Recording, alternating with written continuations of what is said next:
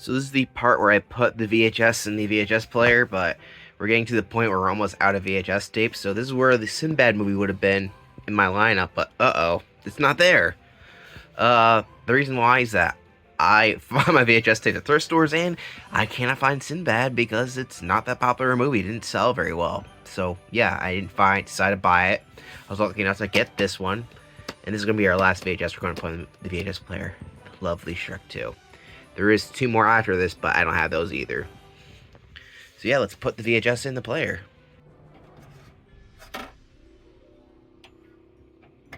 Who is Sinbad? Why is he bad? Why is he a sinner? Well, Sinbad is a character from 1001 Nights, which is an old Arabic collection of many stories. They tell stories. Though, to be honest, this movie basically has nothing to do with the original story, other than the character exists. Literally, the whole thing is based off Greek mythology. I guess he forgot.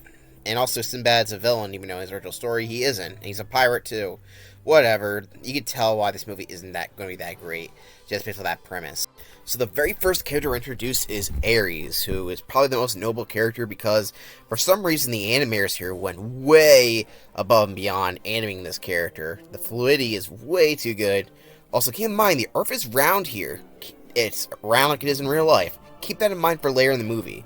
We'll come back to later. So this character here should be your great character. The animation's great, the design's great, the voice is great. However, her motivations are terrible. So this man right here, this beautiful man right here, he's Sinbad. Not that guy. The guy right there in the corner. Sinbad is played by none other than Brad Pitt. The perfect casting.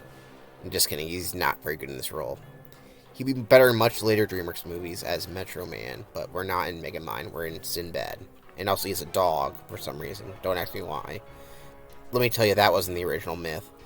Also, based off of the design, I don't think he's from Baghdad either. Oh my god, it smells bad outside. I think the skunk came back. Yeah, there's a skunk running around outside the yard, like always, at night. And it always sprays sometimes. It's really gross, and I don't know why I'm talking about that right now. So Sinbad runs into his old friend who happens to be a prince, and he used to be friends with this guy, but then he turns out Sinbad is like, I'm gonna be a fucking asshole, unlike my original counterpart, because for some reason this version is just a jackass who likes to steal stuff for basically no reason. But yeah, this thing here is the Book of Peace. What does it do? Nothing. It just looks cool. Why is it called Book of Peace? I don't know. I can't find anything about it online because it's made up for the movie. So, why is it so important? They don't explain. It's just a generic MacGuffin that makes no sense. So it turns out a giant kraken's attacking the ship. Why? Because, remember that Ares character? Yeah, well, she sent this here. Why? I don't know.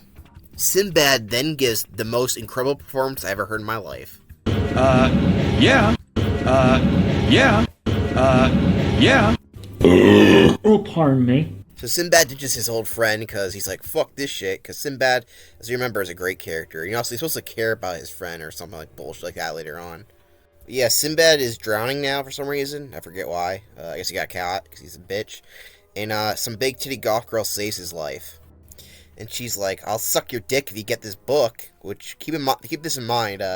She makes him asks him for some favor. And he doesn't do anything about it. This seems like never remembered again. It's kind of very pointless. Like, why is this even happening? I guess introduce this character to him, but it's very pointless. And also, he acts like, I'm going to do this, but he doesn't do anything about it. So for some reason, Sinbad and his pirates are allowed in the city. Why? I don't know. They are criminals, and they're well-known criminals. They're jackasses, but they're allowed in because I guess he saved that one guy, even though he really didn't. So everything is fine, I guess, for like 2 minutes, but then Sinbad sees this woman who, for some reason, that shocks him, and he has to leave after seeing her. I don't know why, no one else seems to be shocked, and it's not explained until later, but even then, this woman still comes back, and he has a completely different reaction. Like, I don't get it. I don't understand it. So I guess she got tired of waiting for a day to see if Sinbad would steal the book, so he's like, I'm going to do it myself, I guess? I don't know what Ares' plan was. She's like, hey, steal the book from me. He's like, okay. He said he was going to do it, but then he pussied out because he saw a woman that he simped over once in his life. I'm not joking. That's why he was so shocked by seeing her. It's really stupid. Hey, at least the animation's good here. And that's like the only thing this movie can really say about itself.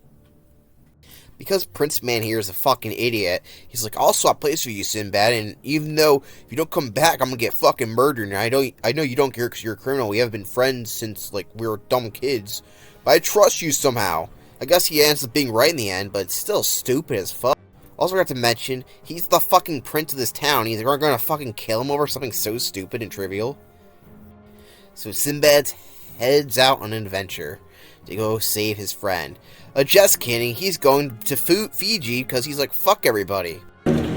So, any idea how we actually get to Tartarus? Tartarus? Oh, no. People get killed in Tartarus. So where are we going?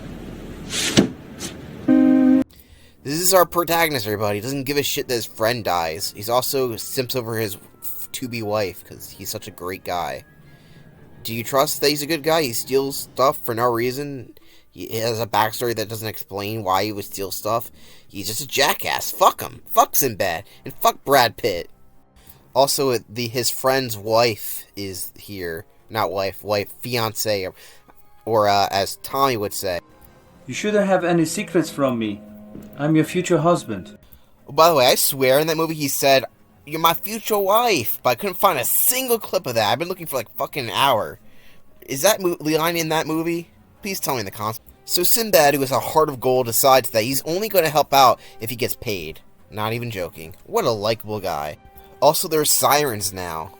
Yeah, sirens in this universe are CGI water that doesn't look good at all. I don't know, I feel like this version of sirens isn't very good. Plus, it just makes you fall asleep at the wheel, which is not really what it is, but whatever. So, Catherine Zeta-Jones here saves them because all the other sailors got fucked up because I guess they're all simps for, water. You think Sinbad will be grateful for this? Of course not, he's an asshole. I mean, look at my ship! This railing was hand-carved mahogany.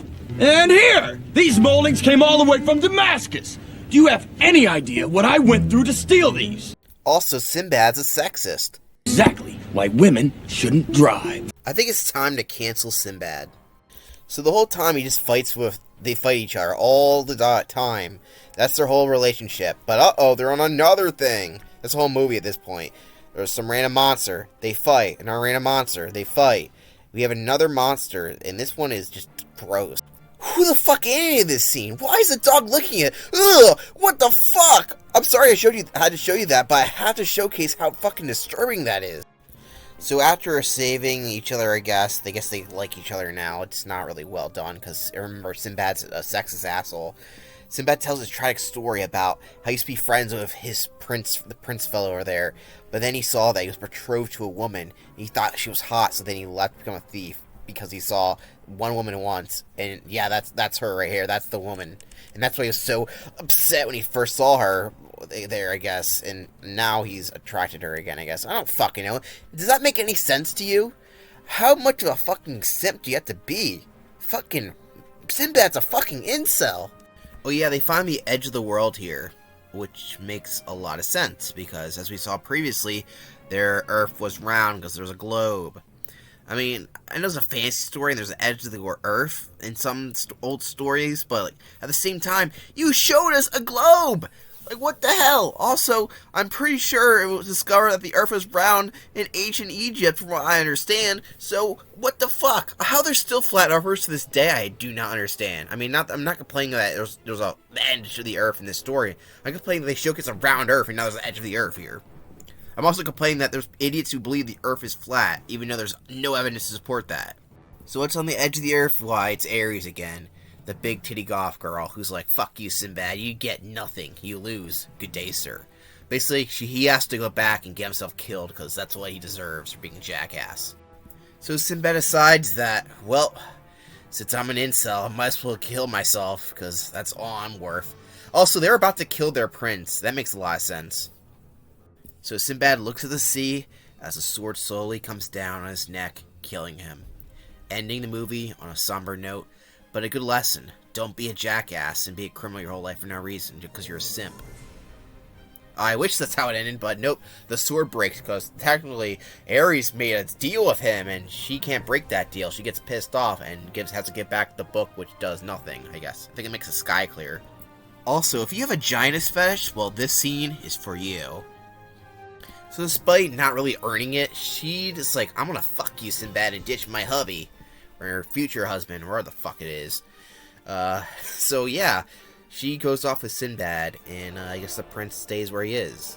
Now, I've been ragging on this movie, and that's because Sinbad's not that great of a character, and his arc doesn't make much sense. His backstory doesn't make much sense. It's barely shown, but we get a lot of detail for it. But just, I never really fell for his development.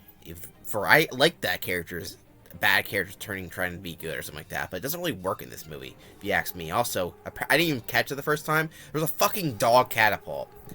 So yeah, this movie isn't really that bad. I know it's a cliche saying, wrecking on a movie say it's not that bad, but yeah.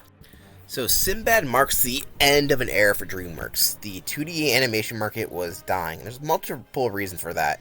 One, I think the 2D movies coming out this time weren't that great. I like some of them, but a lot of them were appealing to more niche audiences and less widescreen crowd, like the 3D movies were. They have a better appeal of their comedy. And a lot of these 2D movies from DreamWorks and Disney were not really going into that niche, other than like Lilo and Stitch, and that's pretty much about it during the 2000s. And DreamWorks, another 2D movies really struck a chord with anybody.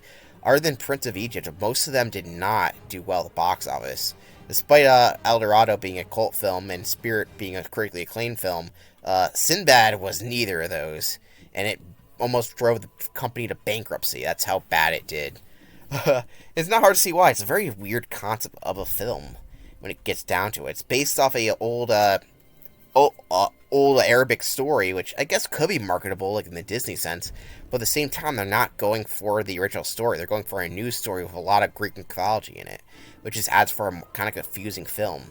And it's not good enough or to really solicit to recommend other people to watch it from people who might have seen it. There's just better stuff coming out at the time. And like I said, even though 2D animation might not be pretty good at times, the CGI does not look very good.